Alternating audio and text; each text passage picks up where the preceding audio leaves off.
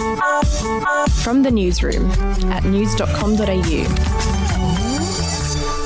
G'day, I'm Andrew Bucklow and this is the latest from the newsroom. It's Tuesday the 19th of January.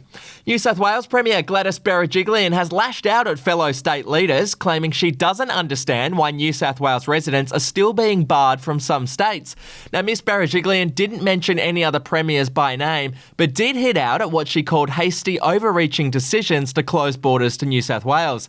She said the decision to keep some borders closed after the federal government declared the whole nation hotspot free doesn't make any sense, and therefore there should be no border that is closed to Australian citizens. To the US now, and rapper Lil Wayne is expected to be one of up to 100 people to receive last-minute commutations or pardons before President Donald Trump leaves office this week.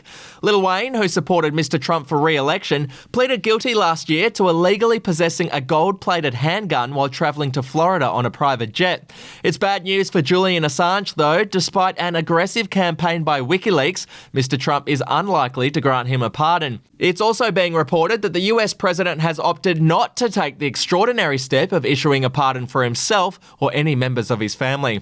And another burger chain is coming to Australia. US chain Five Guys is set to open its first store in Penrith in New South Wales in the middle of the year.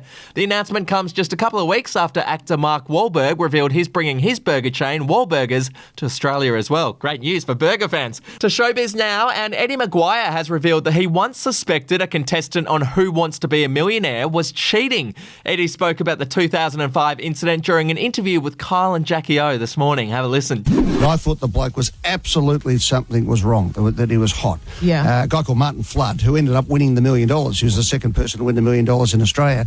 And he just had this peculiar way of answering the question. And so we actually checked him to see if he had a wire on, because we thought maybe he had somebody outside and, you know, he had a phone in his attached to his calf. How do you check someone? You're not the police. How do you check him for a wire? Did you have to stop filming? No, not at the end of it. No, we just checked him out. The contestant was cleared of any wrongdoing and walked away with the $1 million in prize money. To sport now, and Bernard Tomic's girlfriend has delivered a stinging response after being criticised for detailing her experiences in hotel quarantine ahead of the Australian Open. Vanessa Sierra, who was a social media star, complained about the food that had been provided, as well as other hardships, including not having access to a professional hairdresser. Her comments didn't go down well, as you'd expect, and were widely mocked on social media. Sierra has now claimed she has received death threats and is the victim of what she called a witch hunt by class clowns. She added that if she wants to have a laugh at how bad her hair is in quarantine, she unapologetically will. Good on you.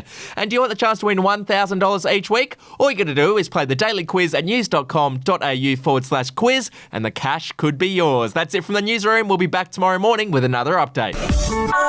Your headlines from news.com.au.